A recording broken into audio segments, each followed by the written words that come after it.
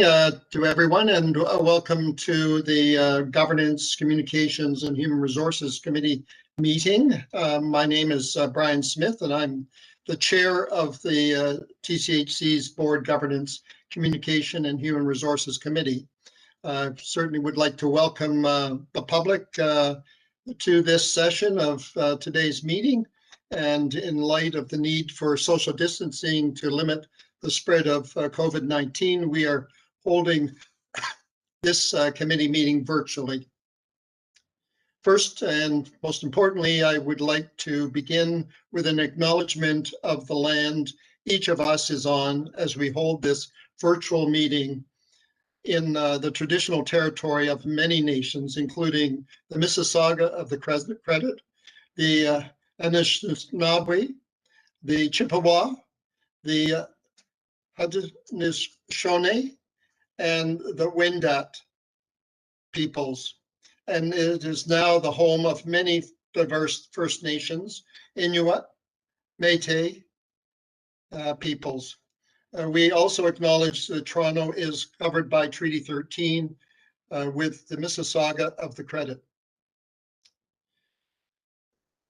There are no decisions to report out on the in-camera session of today's GCHRC meeting, and during this public session there are several items on the consent agenda, including an update on the City Council's directions requiring board attention, a report requesting the creation of a new subsidiary corporation for Regent Park, a report on the annual meeting process for TCHC and its subsidiaries, a report outlining the process to recruit a new member to the Investment Advisory Committee, and a report on the annual review of the board and committee charters for approval. As well, the committee will discuss an update on the creation of a professional standards unit and TCHC's 2021-22 strategic communication plan.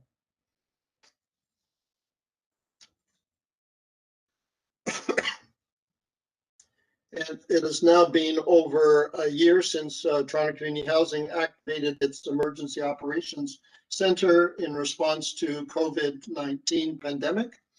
Our frontline staff continue to deliver essential services and connect tenant to supports, particularly in buildings and communities that have been hard hit by COVID-19 or which are at a very high elevated risk.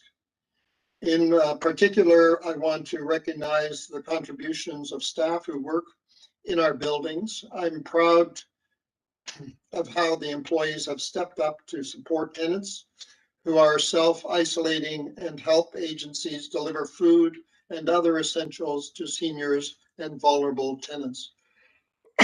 Excuse me.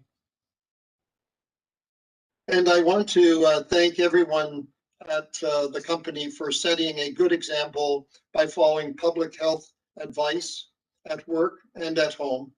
In doing so, you are protecting your co-workers, your families, our tenants, and those in our city who are the most vulnerable to the effect of COVID-19. Your efforts are truly appreciated by all of us, and I would like to thank you very much for your hard work and your commitment to addressing this terrible challenge that we all face. That concludes my opening remarks, and thank you for joining the meeting. We have received no deputation requests from members of the public to make verbal deputations at this morning's meeting. We have received a written deputation from a member of the public in relation to item 2H, which has been distributed to the committee members prior to today's meeting. At this point, I'd like to ask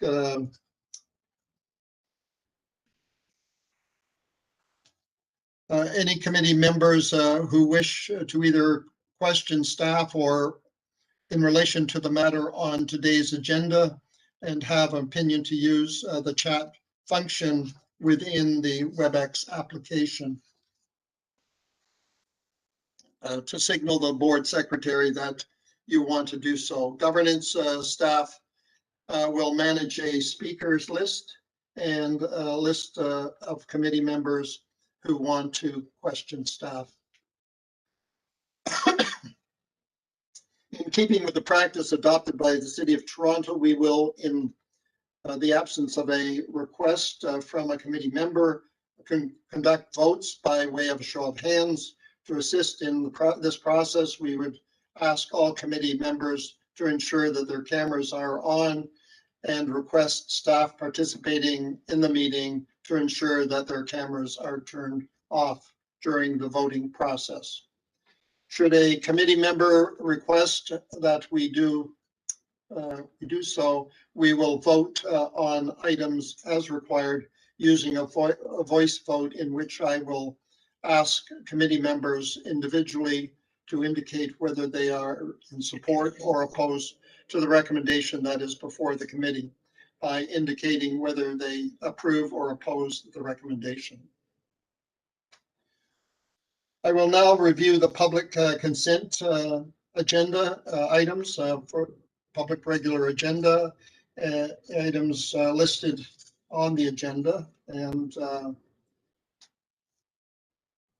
you all have them in front of you. Brian, just a question. Did you already do the conflict of interest Maybe confirmation? I might have skipped over that by mistake, but at this point, maybe I will address that by asking if there are any committee members who need to declare a conflict of interest with regard to any of the items on the agenda.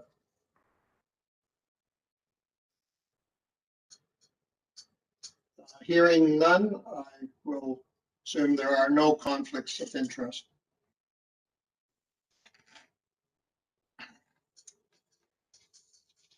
There are items on the consent agenda, and I would, members of the Governance Communications Human Resource Committee, please indicate if any agenda item in which they have a conflict of interest, which we've done. Can I please have a motion to approve the public consent agenda? I don't have everybody on the screen, so. Debbie Brand. Debbie, and seconded by, Second. by John. Thank you, John. Debbie.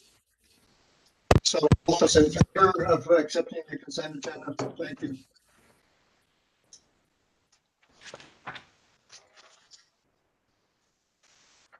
And the camera's not on. I don't have a lot of battery, so I'm just leaving it off.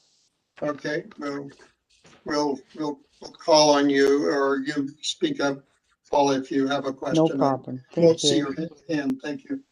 Thank you. Brian, I think you wanted to hold item H on the consent Yes. agenda that was just approved. So I just want to remind you of that. Yes.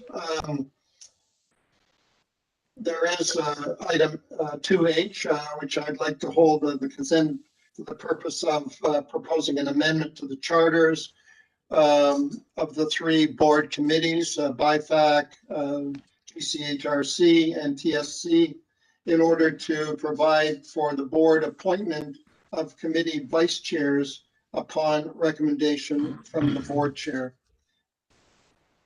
Are there any questions or comments regarding the holding of that matter? So if we can hold that matter, can I please have a motion to approve?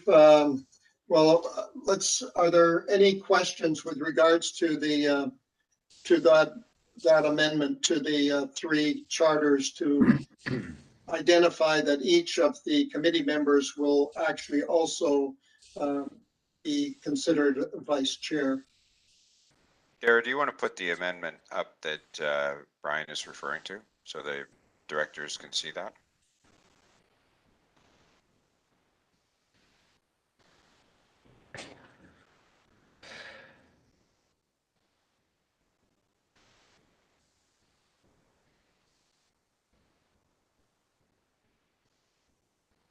So are there any I'm questions? unclear. Is it the recommendation of the person or the recommendation that there be a vice chair that the board chair has to approve? My understanding, Paula, is that we're changing the charter to identify that all of the committee chairs will be vice chairs. And that was on the recommendation of the chair.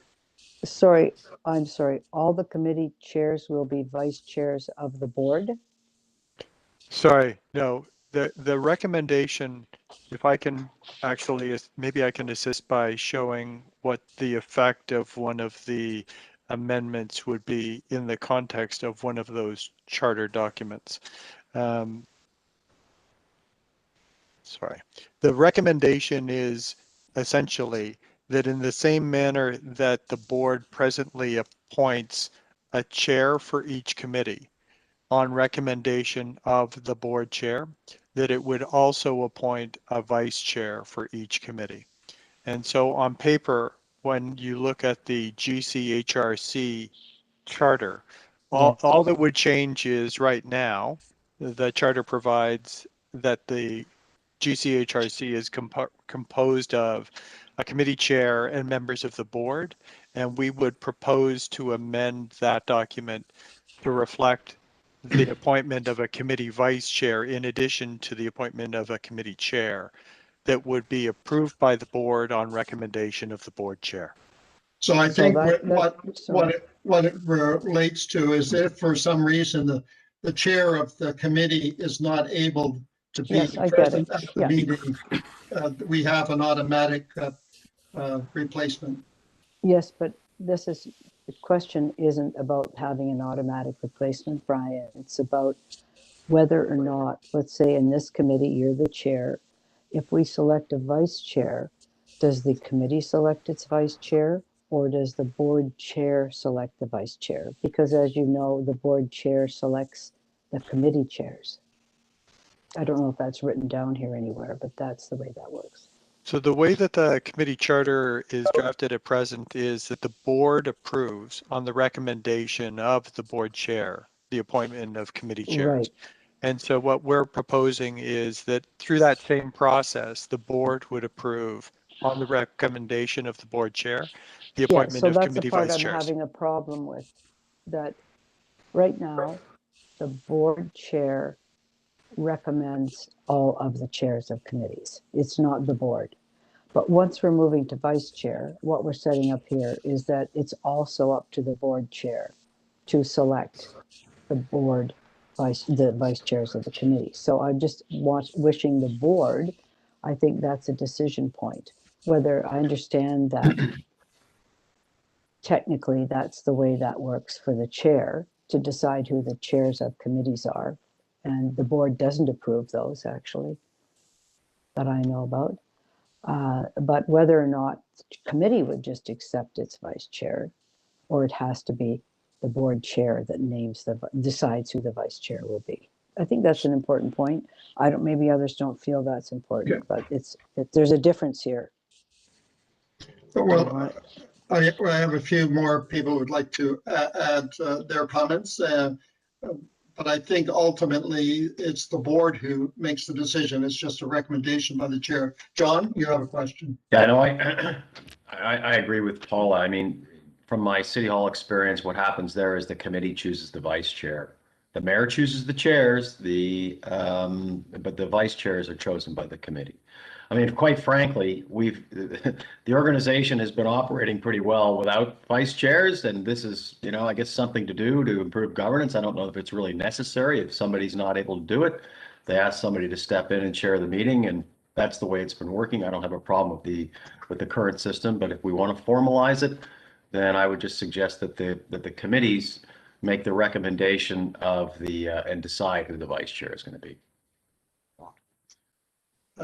My preference is to do nothing and move on to more important matters. But, you know, if we want a vice chair, let's vote for a vice chair. And then the board would confirm that. Yeah, I Or mean, not. I'm not sure how, this probably just came up as a result of in Tenant Services Committee, probably with Linda leaving and trying to, you know, get a new chair and look at, because it's, you know, it's a significant amount of work that whoever takes it on, and it would be good to have another person to sort of back that person up. I think that's how it came up. It came up through, I think, well, through Tim. It wasn't something that I had identified. I don't know, Dara, if you have any more feedback on. Brian, I think the issue really is, do we change this so it is the board chair that selects the vice chair? Or do we have the committee select the vice chair? That's the decision point, I think, in front of us. But that's what John, I think you said that too, right? Well, John doesn't know whether we even need to do that, I think. But he said if we do need to do it, or we don't need to do it, that's fine. Yeah. So I think we should hear from the committee. I'm up to anybody else's thoughts in terms of. Brian, is Debbie, and yeah, I understand why it is that we're looking for vice chairs, and I think you're right, that came out of TSE, but I think Paula has an amendment on the table, right? Paula is suggesting actually two amendments. John is suggesting that the committee itself appoints its vice chair with no need for the board to confirm it, and Paula is seeking clarification that I'm sorry.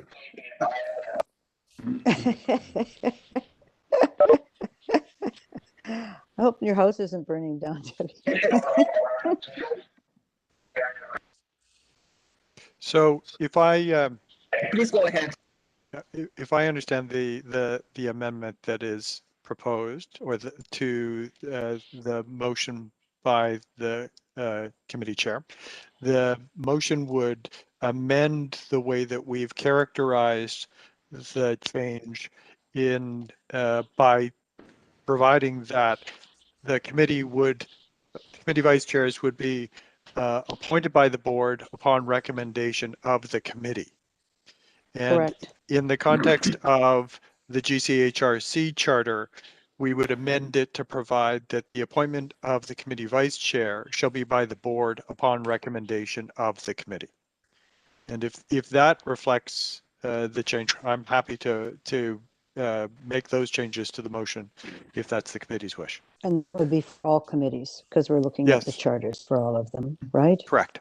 Yeah, I Yes, the think so. motion is, I think that, especially Yeah. since once we So- start that, then remember that we've had this so-called executive of the chairs and all the things that went on around many other things. So we're just, anyway. So think can that's I, a good can I amendment. have that motion from you, John, and seconded by Paula? That sounds fine. Thank you. Any further questions or discussion? No, Hearing just- none. Oh, did you have a question, Paula? No, I just want you to know that the closed caption calls me Apollo, so I'd like you to use that name from now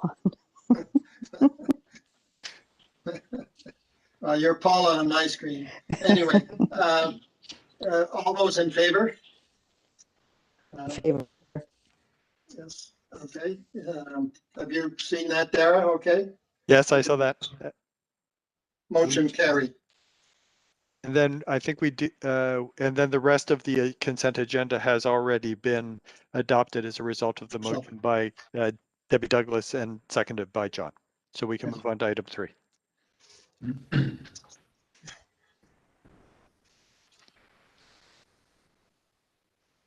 Item 3 is business arising from the public meeting minutes and action items, which is put forward for the committee's information. Are there any questions arising from the action items in the update?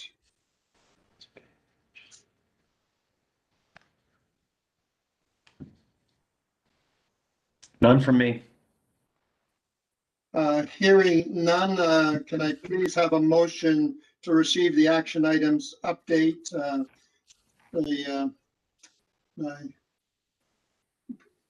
I'm sorry, I can't see people. I see John is the only person I can see. Moved by John, seconded by Debbie, if that's okay. Thank you. All those in favor? In favor, it's Paula.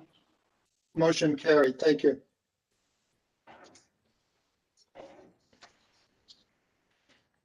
Item 4 is the professional update on the professional standards unit report, which is put forward for the committee's discussion.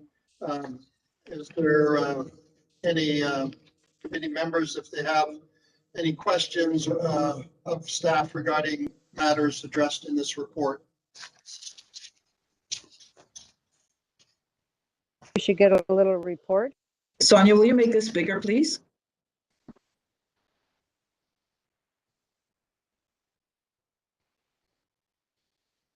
So just for the committee's benefit, this matter returns to the governance committee today as a result of its prior consideration by both the board and the committee. At the meeting of April 27th of 2020, the board determined that it would defer consideration of the recommendation that we establish a professional standards unit within Toronto Community Housing, ultimately dealing with it at its meeting of September 25th of last year. And at that point in time, the board referred the matter as to whether we should establish such a unit within the organization to this committee. The matter was considered by the committee at its meeting of November 27th of last year and deferred at that time to this meeting. The recommendation that had originally been before the board was to establish a professional standards unit to manage the process of workplace investigations within the Legal Services Division. The committee had at its November or at the board meeting asked for more information, and while the information that is available to us from other city-related organizations aren't perfect comparisons to TCHC in terms of the nature of the organization. We've looked at the manner in which the city conducts its workplace investigations, Toronto Police Service, Toronto Transit Commission, the Toronto District School Board, and the Public Library. And in an appendix to the report today, we provide you provide the board or the committee with the approach that those organizations take to workplace investigations. At this point, I think we feel that we're somewhat in the committee's hands as to the manner in which it would want to proceed with the consideration of this matter. In most organizations that create a specialized body that is charged with workplace investigations, that aspect of the organization falls within the Human Resources Division or within the Legal Division primarily. They can be a standalone. In TCHC, there are a few parts of the organization that report directly to the board. And to some extent, there can be administrative challenges when it comes to creating that type of organization, because the reporting relationship between an employee and a board or the board committee can be a difficult one to manage. In terms of alternatives, the only other alternative, if neither legal services or human resources was the location within the organization that the committee would or the board would want to use as the venue for this function, you're looking probably at the CEO's office. The challenge that creates for the CEO, who's charged with other strategic responsibilities broadly across the organization to simultaneously manage an investigations unit, it is problematic from the purposes of matters that require the CEO's attention, and for that reason, we wouldn't recommend that it report directly to the CEO. For the reasons that we outlined in the previous report to the board, we thought that legal services was the appropriate place for the board to consider. But frankly, we're in your hands as far as the direction that you want to provide to us, or what other additional information you would want us to provide to you, to further that discussion. Are there any questions or comments that people have for Dara or staff?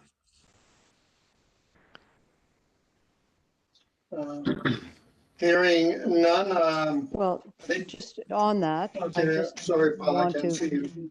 I know that. So I'm very cognizant that within the next number of months, there'll be a new CEO. So I want to make sure that we're aligned there with the process. I'd like to make sure that there's a mechanism to understand how well that's working, Dara, to have a professional standards within the legal side.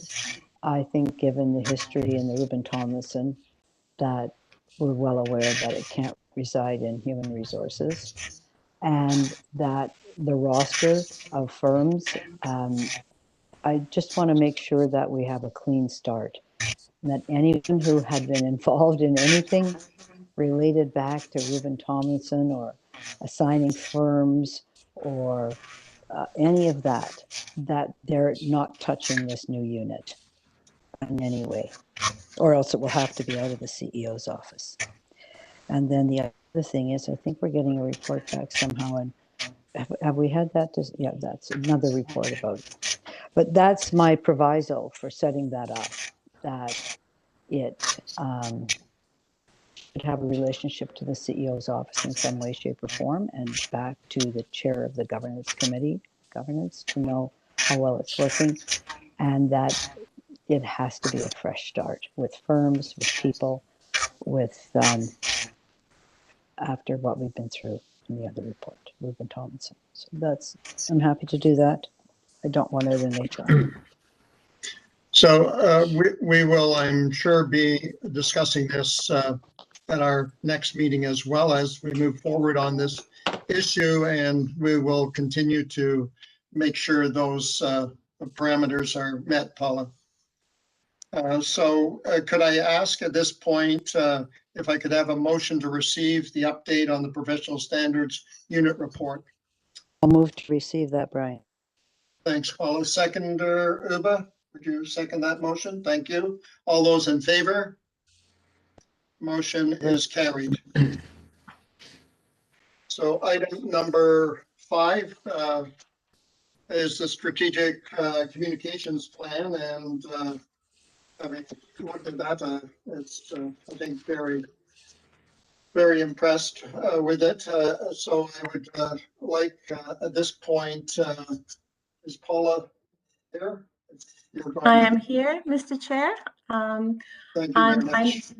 And I know we're short on time, so what I've done is I've extracted a few of the slides that I'm happy to just summarize in terms of the overall picture that we're trying to paint as it relates to strategic communications going forward, and then I'm happy to take any questions. Great, thank you. Please proceed. So Sonia, if you could just move to the next slide, please. So we did quite a bit of work in terms of establishing a baseline for the organization. As I'm sure you're all aware, when you begin to develop a communications plan, it's really important that you understand where you're coming from. The presentation that you have is quite robust and has additional slides. But what we learned through this process is that, in fact, our coverage is quite balanced. We obviously have negative coverage, but it does demonstrate that much of the sentiment that we're seeing across, and this is primarily associated with traditional media, broadcast and print, has had some balance to it over the last 2 years. The review that we did was from January 2019 to December 2020. What we always also found was when our stories include third-party sentiment or third-party opinion, we tend to have quite an uptick in terms of the neutral to positive coverage that we receive. Over the past 6 months, what's been really interesting, 6 to 8 months, I would say, is that we've actually seen a positive trend in terms of the positive to neutral sentiment that's being shown towards the organization through these various media environments, which is something we obviously hope to continue. And as you know, that telling our story is part of the strategic plan. So having this baseline to build on is really critical in terms of measuring our progress. If we could move to the next slide, please, Sonia.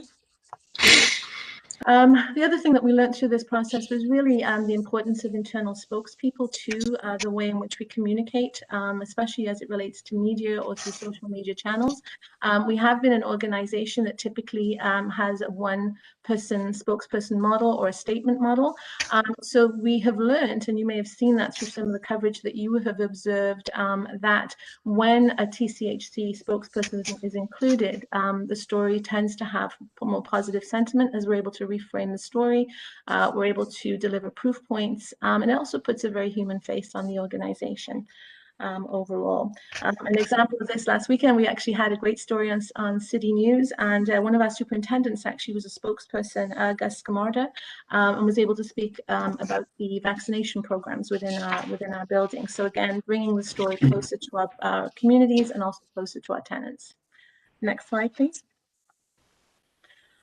We've established a vision for our communications so that across the organization there's clarity in terms of how we will communicate today and in the future.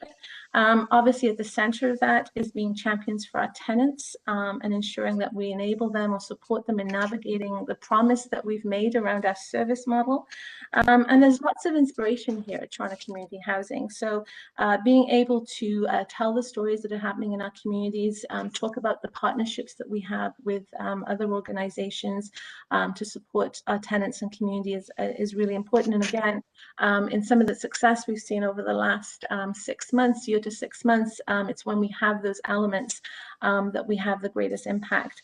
The other element is obviously our employees.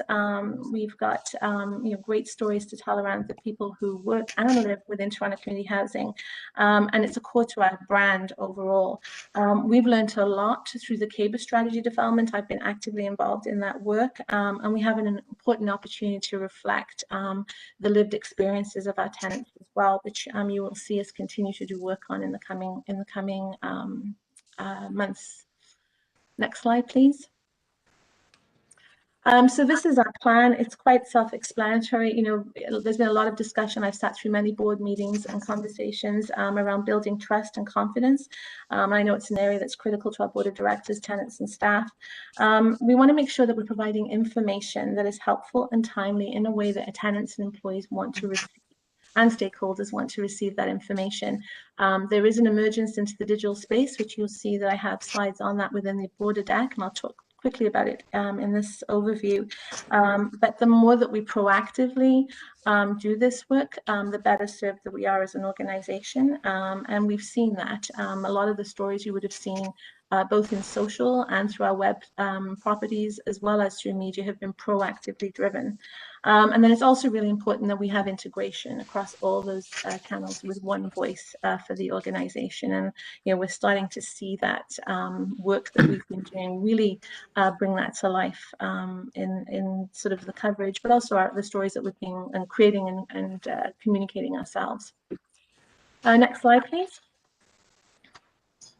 So we've got a very clear view on who we're communicating to. One of the first things I did when I joined the organization was really look at the abundance of information we have that tenants have been gracious enough to share with us. We have lots of information from our call center in terms of the kind of information that's important to tenants and what we should be communicating. We have lots of insights to various reviews.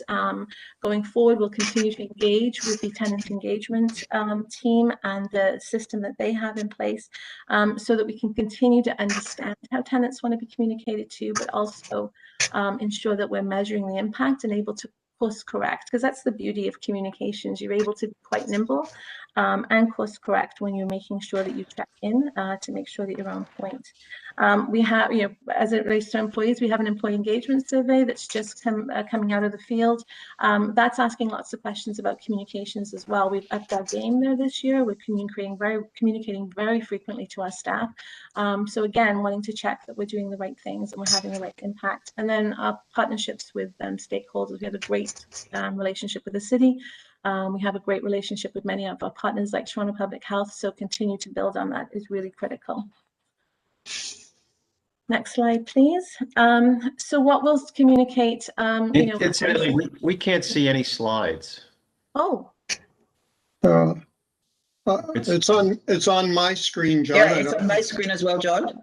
Oh, okay. Mine just says Sonia Fung is starting to share the document. I apologize. I have it on my other screen anyway, so I just, sorry to interrupt there, Paula, but it's all right. I feel bad that you haven't been able to see them. No, I have it on my other screen here, so it's okay. Okay, good. All right. So I'll just finish up quickly. What we're going to be communicating and what we have been communicating, hopefully you've seen that, is tenant services and supports. We want to continue to deliver on that promise. Over the past couple of months, I've spent a lot of time with Sheila and her team, even reviewing our standard communications that go to tenants to make sure that they have the right tone and content and that they're ultimately tenant oriented. We're also aligning our work to be very centered around the hubs and the regional structure that's been put in place, so partnering closely with the hub development team. And the uptick that we're seeing in terms of positive to neutral sentiment, we believe that through our social media channels, we've seen significant increase in those spaces. We'll continue to be able to drive community partnership stories as well as stories about our employee passion and commitment. COVID-19 this year has been something we've done an extensive amount of communications on, and we've learned a lot in terms of how to do this well, but including all these elements. All right, so moving forward, and then I'll hopefully give you the few minutes back. This is just examples of what we've been doing. Hopefully you've seen some of this, but really some vibrancy around the way in which we're communicating, especially for our social media channels. And then the next slide, the next frontier for us, if you'd like to go to the next slide, Sonia, is really going digital.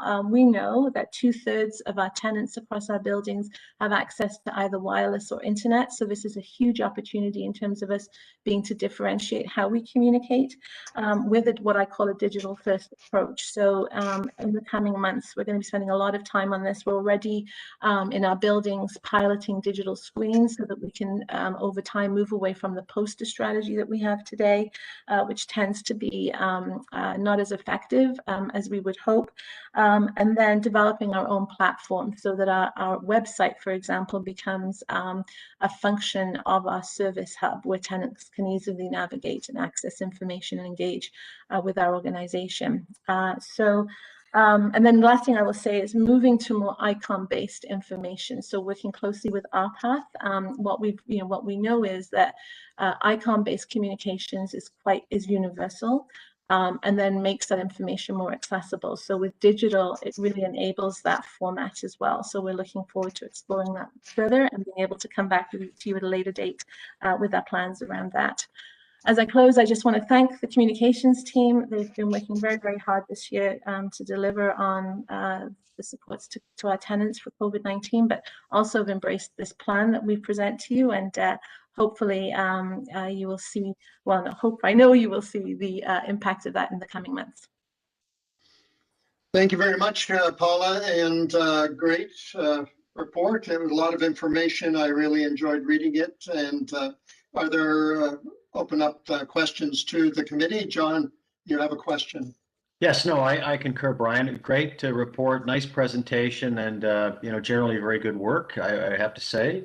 And things are moving in a very positive direction, which is certainly nice to see. I haven't really seen much negative, quite frankly, since I've been on the board, which is quite a nice turn of affairs.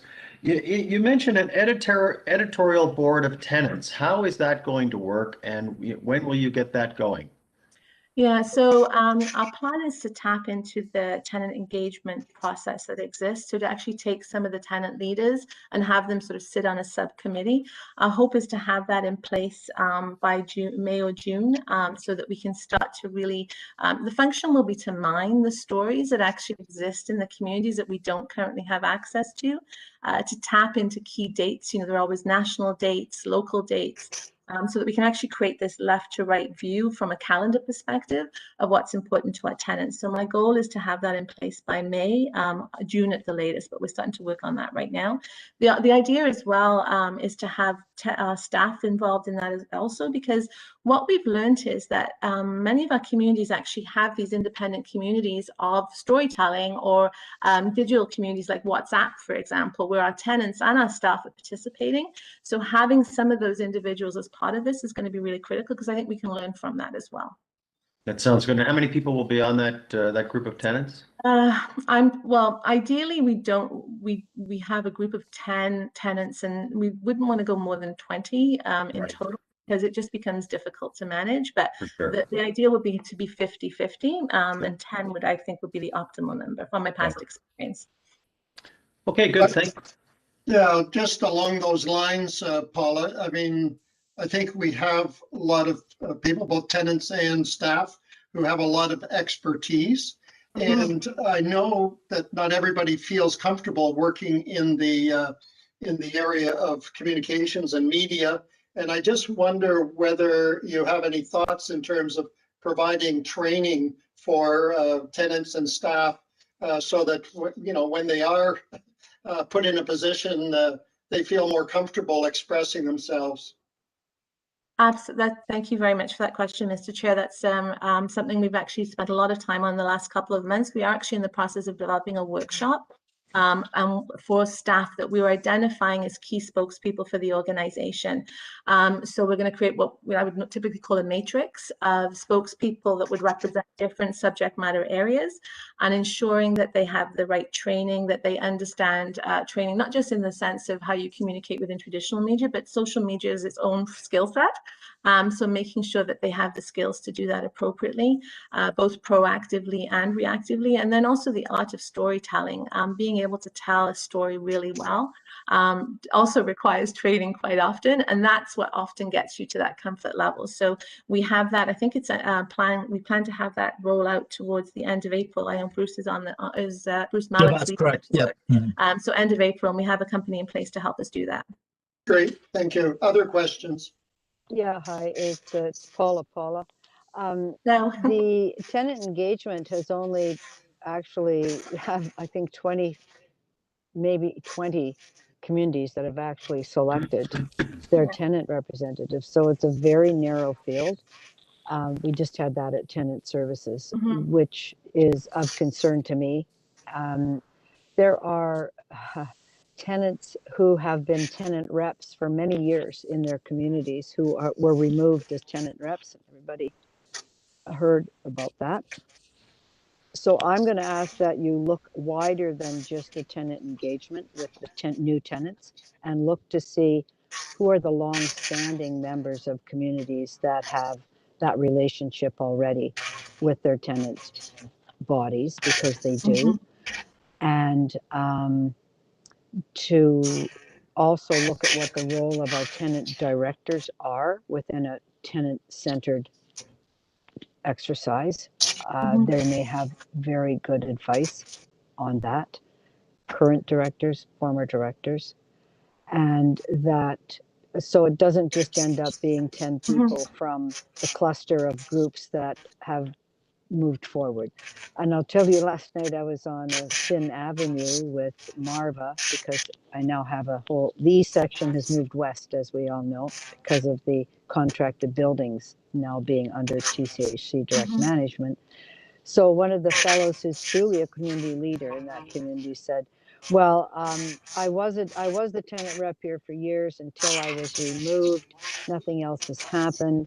But this guy is a mover and shaker, and I know there's a lot of them out there that got removed, but they're still playing that role. So I am uncomfortable with this situation that we currently have, that these folks we need to find a way to bring those folks that have the longest tentacles from long-standing relationships, know the communities well, into your fold, Paula. Thank you. That's excellent guidance. So I'll absolutely take that into consideration because, yeah, we want to have a really strong presence on this group. So thank you for that. I'd like to know eventually where you selected them from, please. Absolutely. So there's a good mix geographically, good mix racially, good mix in all ways, gender-wise. Thank you. So I assume Paula, Tenant Services are following up with that issue? Paula, you see, you can't just say Paula. Oh, anyway. sorry. Sorry. I was waiting for this one. Councillor Fletcher, I'll be formal. Councillor Fletcher. I tried to say that last time. Paula and I are never anywhere with Sorry. two Paulas. Anyway, yes, we're looking at that engagement. The board will see that this time. You'll see that so far there's not a lot of elections. It's plowing through. It's COVID stopped so much of the work. So I really feel that finding the folks out there who have long-standing relationships, whether or not they've selected their models, that's important. And number two, and I know you know this very well, Paula Knight, that the hub model and the organizational model that we have, which are the three regions, for me, everything, I love that so much. And Kevin, I want to thank you again for the reorg in this fashion, in this manner, because I think it's really helpful to the organization. And that we're clear that those selections and that were good through the hubs or through the general managers, through our vertical system, that we have strong people from every region. Absolutely. And just to build on that, one of the things I envision is that we'll be able to drive communications more closely in those communities as well with that alignment. So, in a lot of the analysis that I've done, we don't have a lot of presence within some more of the local publications, for example, local digital platforms. So there is an opportunity as we do that work and align to really uncover some of that and do that work. So it's totally agree. So do you know if the different communities they have their own Facebook page, or what kind of platforms they might be using? Yeah, so we if do any? actually. Yeah, so we don't have all the information, but we've started to collect that knowledge through a number of our CSCs participate in those online communities. So there are WhatsApp groups, there are Facebook groups. There's a number of them. So we know that there's an opportunity to tap into those to support those groups, but we're just building that inventory right now so that we can have a clear picture as to where they already exist, so that we're not reinventing the wheel, that we're really just helping to augment them and support them. Right. I think that's so significant. I just want to say great job. We are coming into the 21st century if we're going to be able to move within and have relationships within these social platforms. So thank you for that. Are there any other questions or comments that people would like to make? I just want to say thank you, Paula. It's really a nice report. I was impressed. And similar to Brian's question about the training, that's a great piece. I was just wondering if that's going to will go to across the board, because we know there are a lot of people who are not good at technology or Facebook or this or that. So that way everyone can participate. But all in all, great work. Thank you. Thank you. Brian, just one follow-up. Yes, John. Paula, we recently discussed the high incidence of false fire alarms in our buildings and the cost that the corporation incurs as a result of that. Can you talk to me a little bit about the strategy to address that with the communities, to let the communities know how disruptive and costly that is? Yeah, so we actually had a conversation about that. I think that came up at Tenant Services in terms of how do we do that. And we actually wanted to analyze what we currently have in place. So for example, we know that there are stickers on everybody's doors on the inside, which is kind of a regulated piece. So how do we build on that? Do we need to do a direct mail? Sometimes in these kinds of scenarios, a direct mail is more appropriate because you can actually do it in a almost like a flyer format that gives people specific instructions on what and what not to do. So what I would say is right now we're just exploring what we already have in place, and then what steps would we take to either amplify that or to do different things. So maybe an example I'll give you is we had done just a very simple approach on masks, for example, posters in buildings. We realized it wasn't being effective. So once we analyzed that, we built it out to be T-shirts on employees. We built it out to be, a more of an engagement with a script. So I would actually, and then we saw the effectiveness of people wearing masks increase. So I would actually see a similar approach, almost like a retail approach, if you like, within our buildings to this particular issue, which might include direct mail, but I think it would also include that kind of one-to-one engagement as well. Yeah, I mean, it's a unique audience that you're trying to reach because Yes. the average responsible tenant holder isn't pulling it just for fun, right? Right. And there are a number of visitors on the sites that are into the buildings that are doing it. So Yeah. it's not an easy audience to reach. Mm-hmm. No, and you won't. It's the interesting thing is you won't necessarily reach everybody, which is why you kind of have to have an integrated approach, right? You have to look at multiple ways of doing this. It could be as simple as having something very direct next to where they're pulled, and information on what the fines are, but very bold and very sort of unique. So right now it's really analyzing what are we currently doing and what could we do differently that would improve that situation. So yeah, it's a conversation we absolutely had at the Tenant Services. So thank you for raising that. Okay, thank you very much. I mean, it's all about tenant engagement and what we can do on a whole range of issues in that area. And I guess that, and I don't know whether it could be referred back to the Tenant Services Committee, but the deputation we received today with regards to the charters and the role of tenants, and in perhaps increasing the role of tenants, whether we could forward that deputation back to the Tenant Services Committee and ask them to look at other ways to have tenant engagement involvement in the best possible way. So if we could ask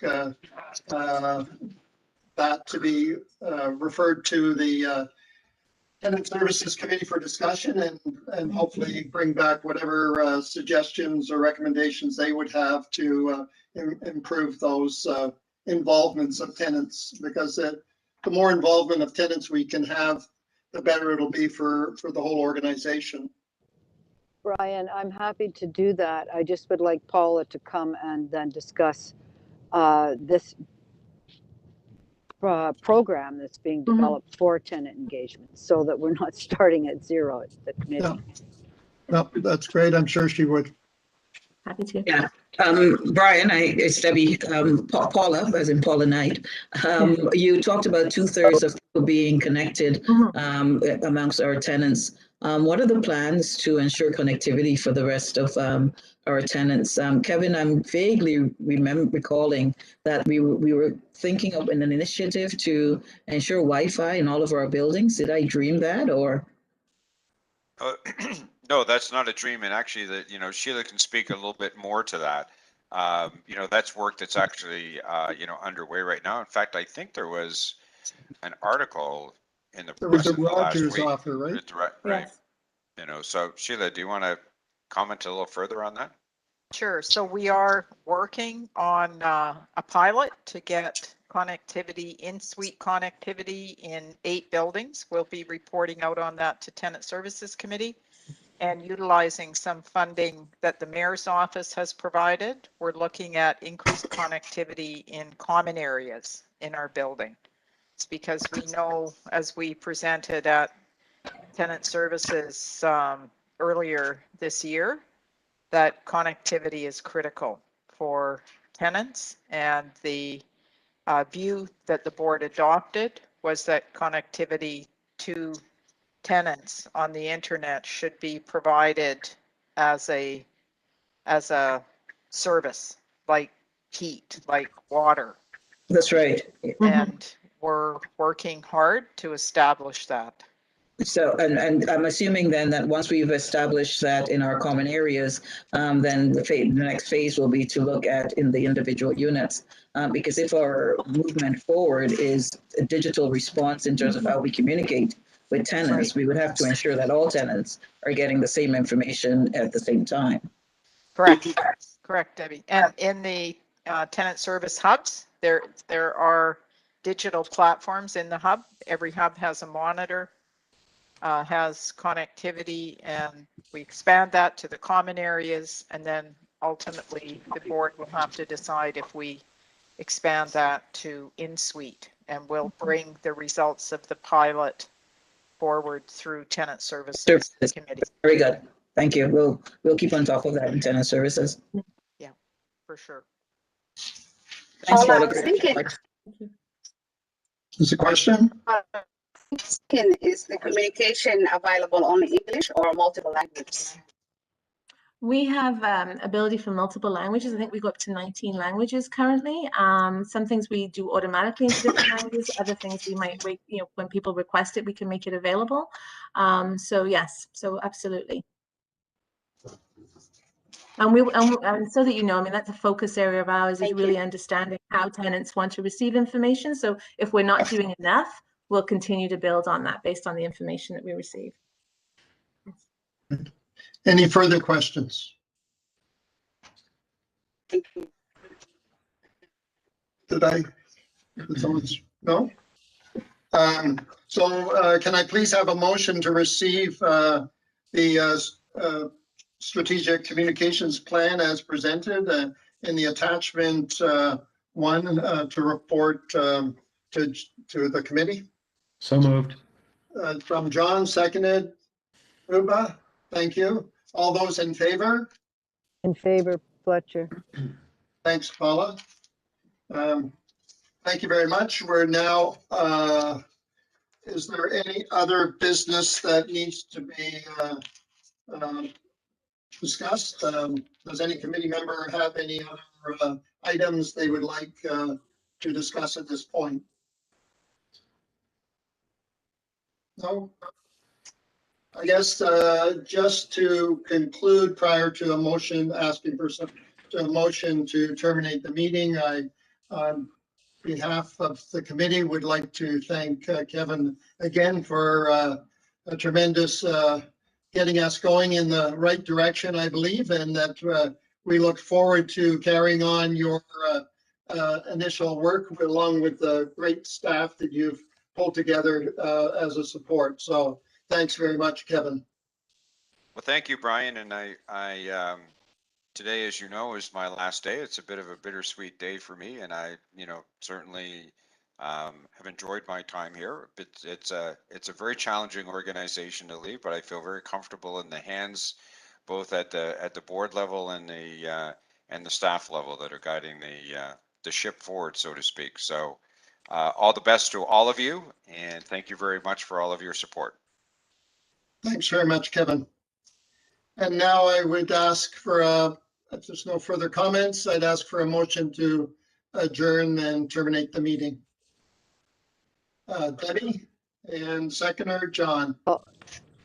Those in favor, motion's carried. In favor. Thank you very much. Au And revoir, everyone. enjoy the Hi, rest of the day. Kevin. Au Thank you. revoir. Kevin, enjoy the rest of the year. Have a great year.